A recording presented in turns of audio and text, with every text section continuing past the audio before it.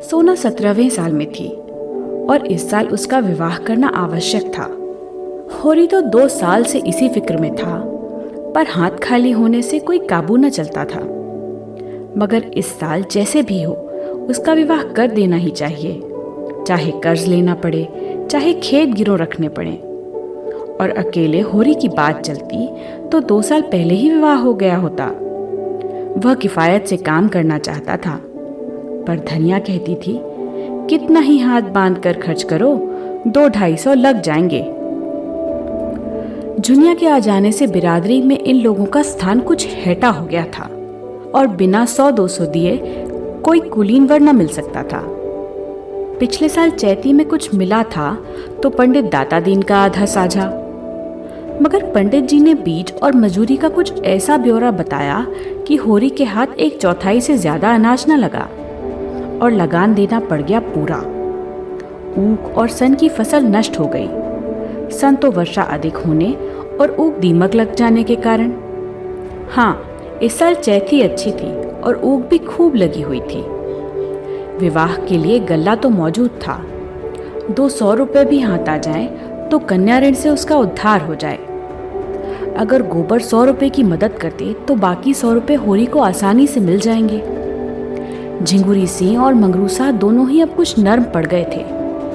जब गोबर परदेश में कमा रहा है तो उनके रुपए मारे ना जा सकते थे। एक दिन होरी ने गोबर के पास 2-3 दिन के लिए जाने का प्रस्ताव किया, मगर धनिया अभी तक गोबर के वह कठोर शब्द न भूली थी।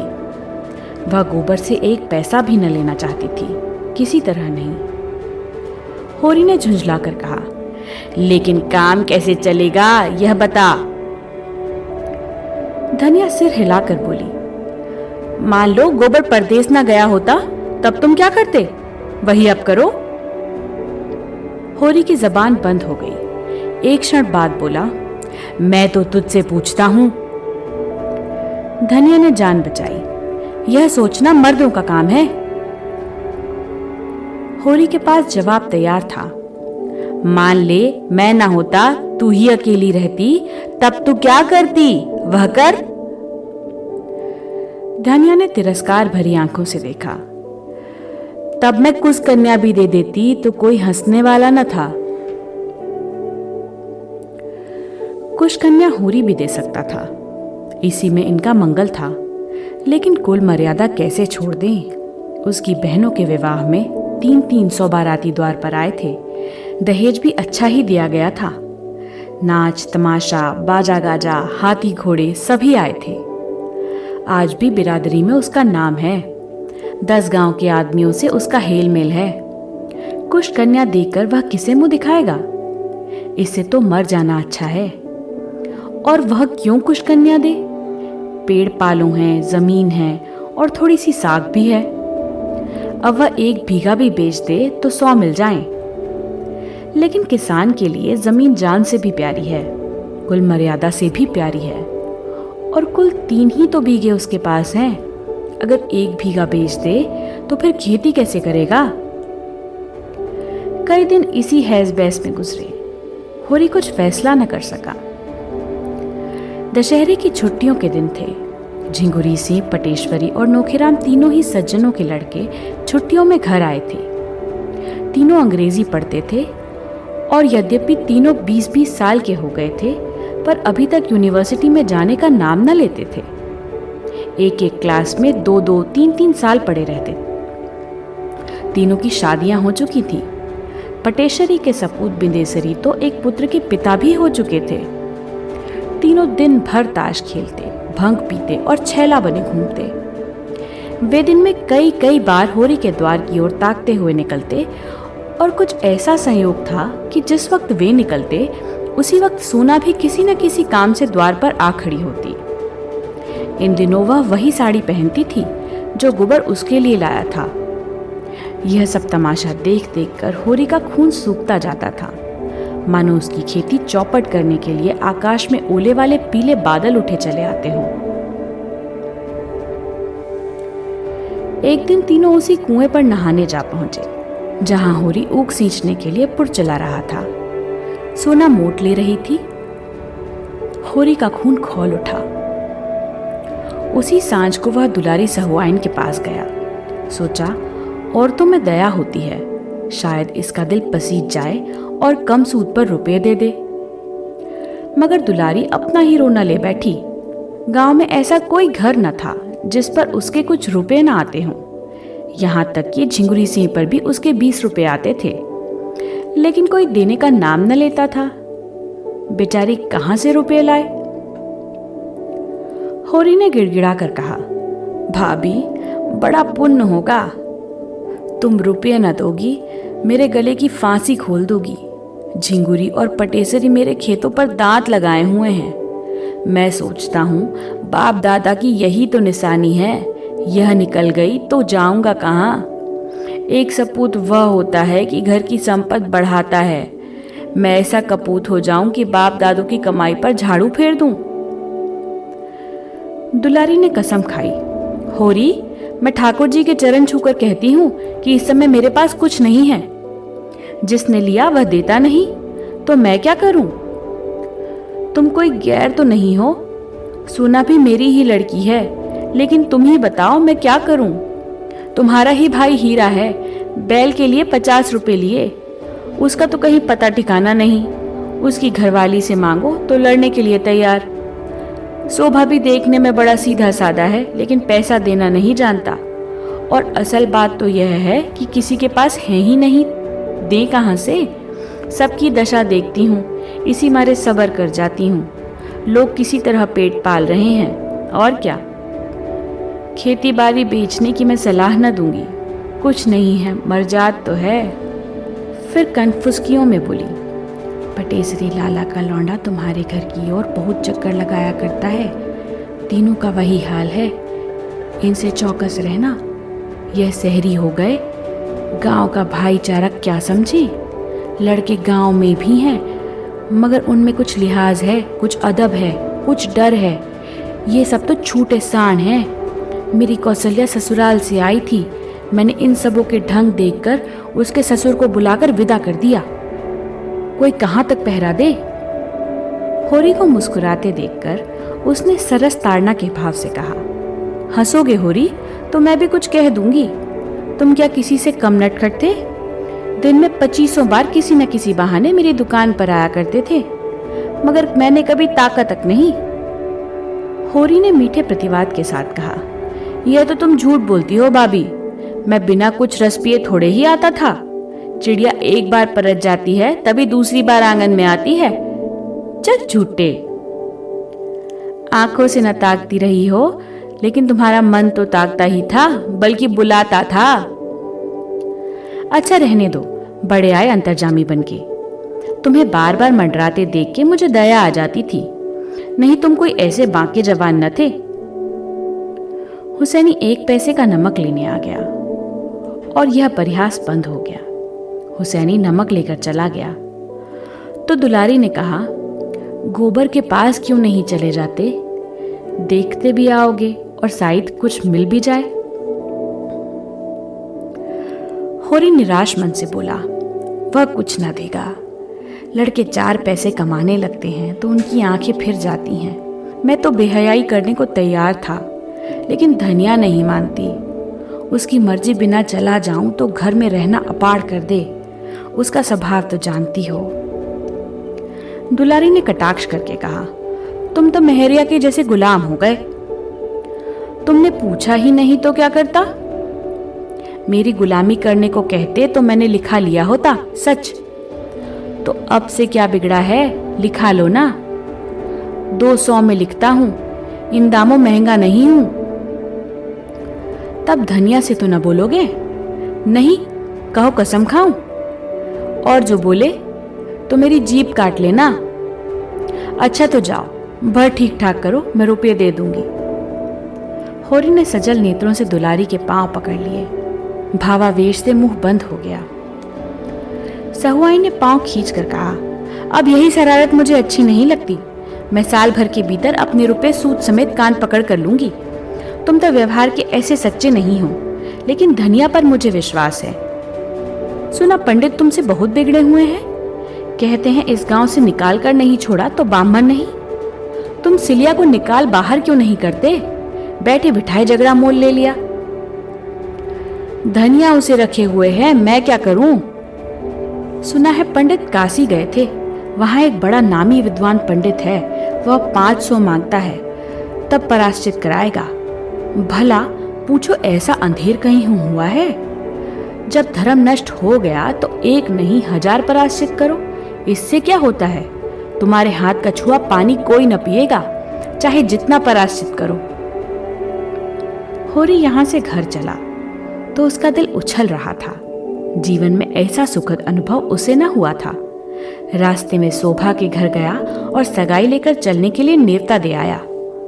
फिर दोनों दाता दीन के पास सगाई की शायद पूछने गए।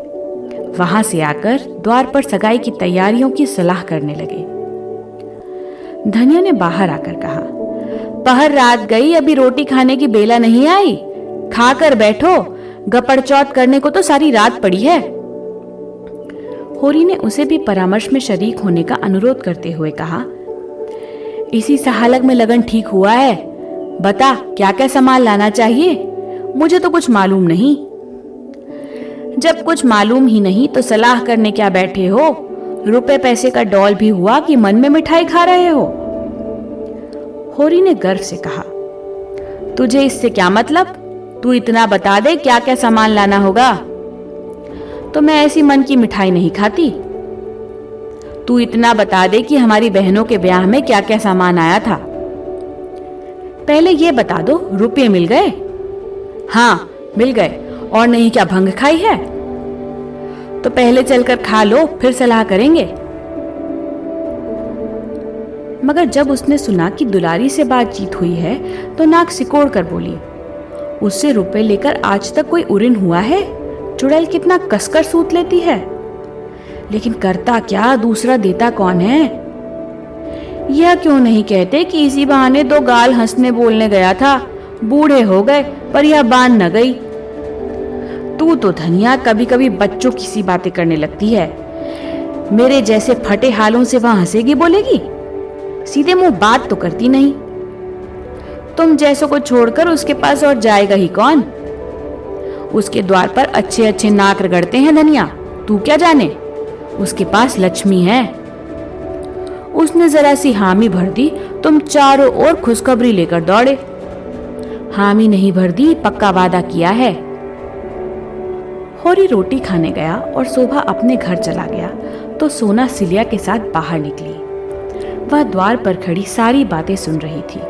उसकी सगाई के लिए 200 रुपए दुलारी से उधार लिए जा रहे हैं। यह बात उसके पेट में इस तरह खलबली मचा रही थी जैसे ताजा चूना पानी में पड़ गया हो। द्वार पर एक कुप्पी जल रही थी जिससे ताक के ऊपर की दीवार काली पड़ गई थी।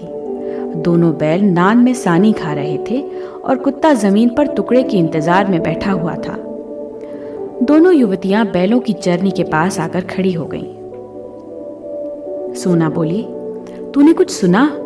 दादा सहुआइन से मेरी सगाई के लिए 200 रुपए उधार ले रहे हैं। सिलिया घर का रत्ती रत्ती हाल जानती थी। बोली, घर में पैसा नहीं है तो क्या करें? सोना ने सामने के काले वृक्षों की ओर ताकते हुए कहा, मैं ऐसा ब्याह नहीं करना चाहती जिससे माँ बाप को कर्जा लेना पड़े। कहाँ से देंगे बेचारे बता? पहले ही कर्ज के बोझ से दबे हुए हैं। 200 और ले लेंगे तो बोझा और भारी होगा कि नहीं? बिना दान दहेज के बड़े आदमियों का कहीं ब्याह होता है पगली? बिना दहेज के तो कोई बूढ़ा ठेला ही मिलेगा। जाएगी बूढ़े के साथ? बूढ़े के साथ क्यों जाऊं? भैया बूढ़े थे जो झुनिया को ले आए। उन्हें किसने के पैसे दहेज में दिए थे? उसमें बाप दादा का नाम डूबता है। मैं तो सुनारी वालों से कह दूंगी, अगर तुमने 1 पैसा भी दहेज लिया तो मैं तुमसे ब्याह न करूंगी। सोना का विवाह सुनारी के एक धनी किसान के लड़के से ठीक हुआ था, और जो वह कह दे कि मैं क्या करूं, तुम्हारे बाप देते हैं, मेरे बाप लेते हैं, इसमें मेरा क्या अख्तियार है? सोना ने जिस अस्त्र को रामबाण समझा था अब मालूम हुआ कि वह बांस की कैन है। हताश होकर बोली, मैं एक बार उससे कह के देख लेना चाहती हूँ।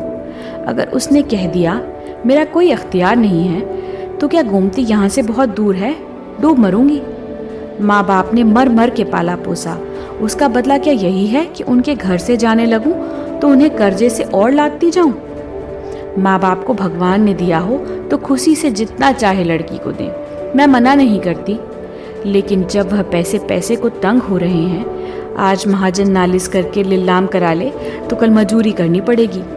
तो कन्या का धर्म यही है कि डूब मरे। घर की जमीन जायदाद तो बच जाएगी, रोटी का सहारा तो रह जाएगा। माँ बाप 4 दिन मेरे नाम को रोकर संतोष कर लेंगे। यह तो न होगा कि मेरा ब्याह करके जन्म भर रोना पड़े। 3-4 साल में 200 के दूने हो जाएंगे, दादा कहाँ से लाकर देंगे? सिलिया को जान पड़ा जैसे उसकी आंखों में नई ज्योति आ गई है। आवेश में सोना को छाती से लगाकर बोली, तूने इतनी अकल कहाँ से सीख ली सोना? देखने में तू तो बड़ी भोली भाली है। इसमें अक्ल की कौन बात है चुड़ैल? क्या मेरे आंखें नहीं है कि मैं पागल हूँ? 200 मेरे ब्याह में ले लें, 3-4 साल वह दूना हो जाए, तब रुपया के ब्याह में 200 और लें। जो कुछ खेती बाड़ी है सब लीलाम तिलाम हो जाए और द्वार द्वार पर भीख मांगते फिरें, यही ना? इससे तो कहीं अच्छा है कि मैं अपने जान दे दूं। मुंह अंधेरे सुनारी चली जाना और उसे बुला लाना। मगर नहीं, बुलाने का काम नहीं, मुझे उससे बोलते ला जाएगी। तू ही मेरा यह संदेशा कह देना। देख क्या जवाब देते हैं। कौन दूर है, नदी के उस पार ही तो है। कभी कभी ढोर लेकर इधर आ जाता है। एक बार उसकी भैंस मेरे खेत में पड़ गई थी तो मैंने उसे बहुत गालियां दी थी। हाथ जोड़ने लगा। हाँ, यह तो बता, इधर मतई से तेरी भेंट नहीं हुई? सुना बामन लोग उन्हें बिरादरी में नहीं ले रहे हैं। सिलिया ने हिराकत के साथ कहा, बिरादरी में क्यों न लेंगे? हाँ, बूढ़ा रुपए नहीं खर्च करना चाहता। इसको पैसा मिल जाए तो झूठी गंगा उठा ले। लड़का आजकल बाहर उसारे में टिक्कर लगाता है, तो उसे छोड़ क्यों नहीं देती? अपनी बिरादरी में किसी के साथ बैठ जा और आराम से रह, वह तेरा अपमान तो ना करेगा। हाँ रे, क्यों नहीं? मेरे पीछे उस बेचारी की इतनी दुर्दशा हुई, अब मैं उसे छोड़ दूं? अब वह चाहे पंडित बन जाए चाहे देवता बन जाए, मेरे लिए तो वही मतई है जो मेरे पैरों पर सिर रगड़ता था। और ब्राह्मण भी हो जाए और ब्राह्मणी से ब्याह भी कर ले, फिर भी जितनी उसकी सेवा मैंने की है वह कोई ब्राह्मणी क्या करेगी? अभिमान मर्जाद के मुंह में वह चाहे मुझे छोड़ दे, लेकिन देख लेना फिर दौड़ा आएगा। आ चुका, अब तुझे पा जाए तो कच्चा ही खा जाए। तो उसे बुलाने ही कौन जाता है? अपना अपना धर्म अपने अपने साथ है। वह अपना धर्म तोड़ रहा है तो मैं अपना धर्म क्यों तोड़ूं? प्रातःकाल सिलिया सुनारी की ओर चली, लेकिन होरी ने रोक लिया। धनिया के सिर में दर्द था, उसकी जगह क्यारियों को बराना था। सिलिया इनकार न कर सकी। यहाँ से जब दोपहर को छुट्टी मिली तो वह सुनारी चली। इधर तीसरे पहर होरी फिर कुएं पर चला तो सिलिया का पता न था। बिगड़ कर बोला, सिलिया कहाँ उड़ गई? रहती है, न जाने किधर चल देती है, जैसे किसी काम में जी ही नहीं लगता। तू जानती है सोना कहाँ गई है?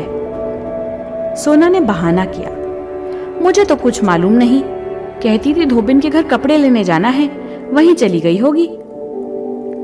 धनिया ने खाट से उठकर कहा, चलो मैं क्यारी बराए देती हूँ, कौन उसे मजूरी देते हो जो बिगड़ रहे हो?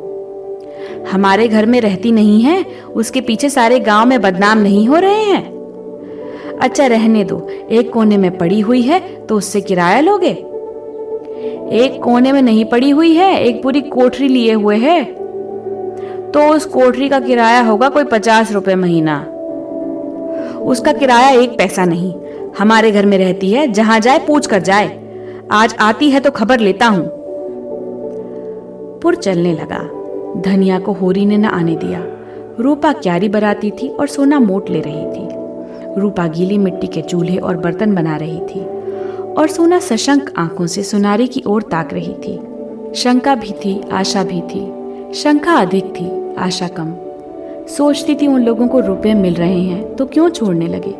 जिनके पास पैसे हैं वे तो पैसे पर और भी जान देते हैं, और गौरी महतो तो एक ही लालची हैं।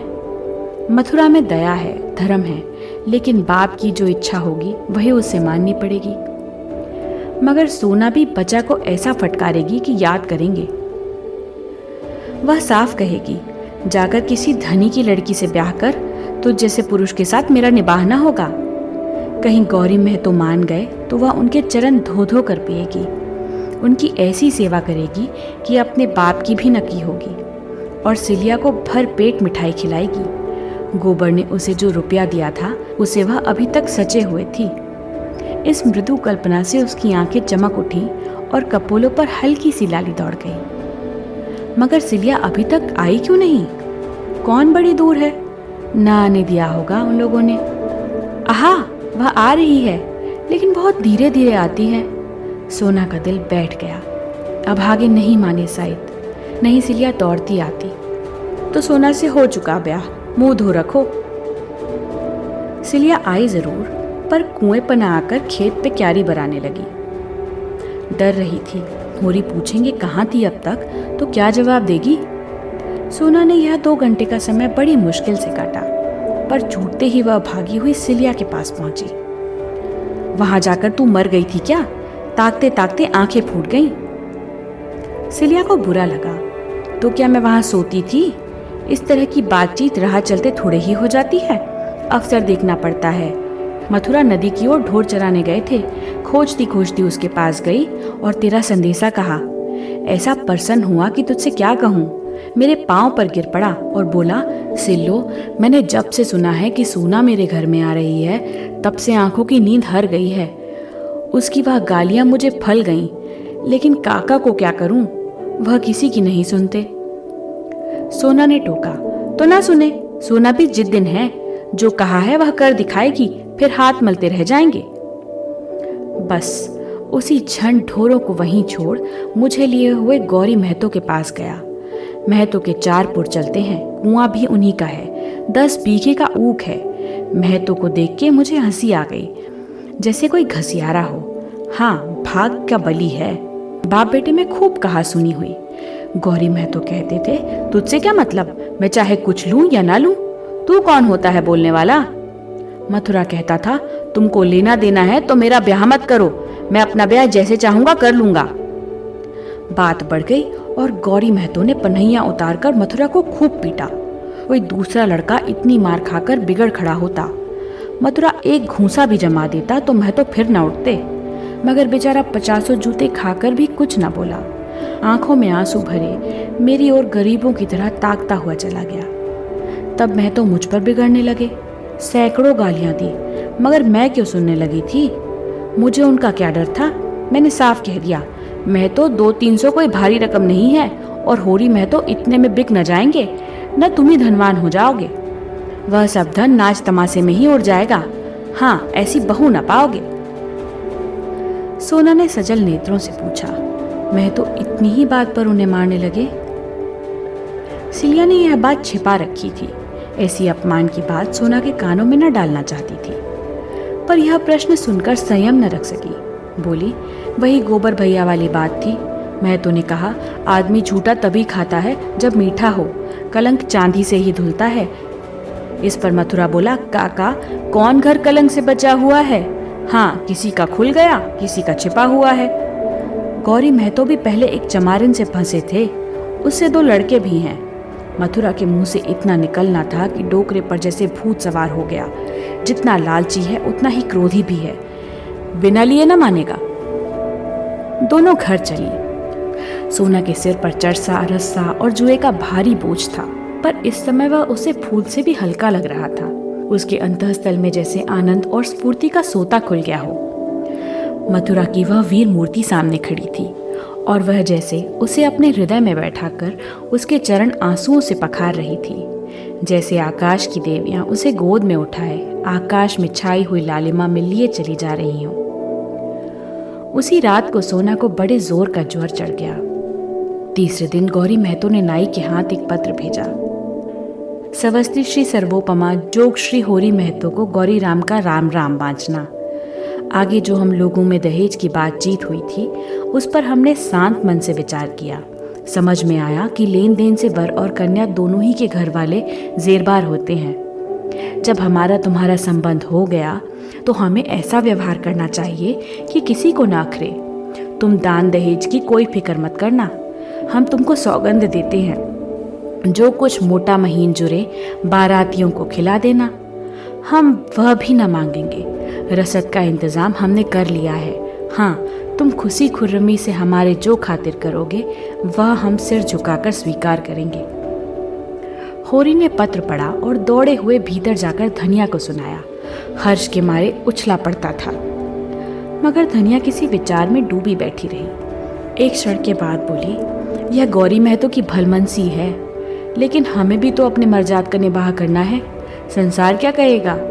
रुपया हाथ का मैल है, इसके लिए कुल मर्जाद नहीं छोड़ा जाता।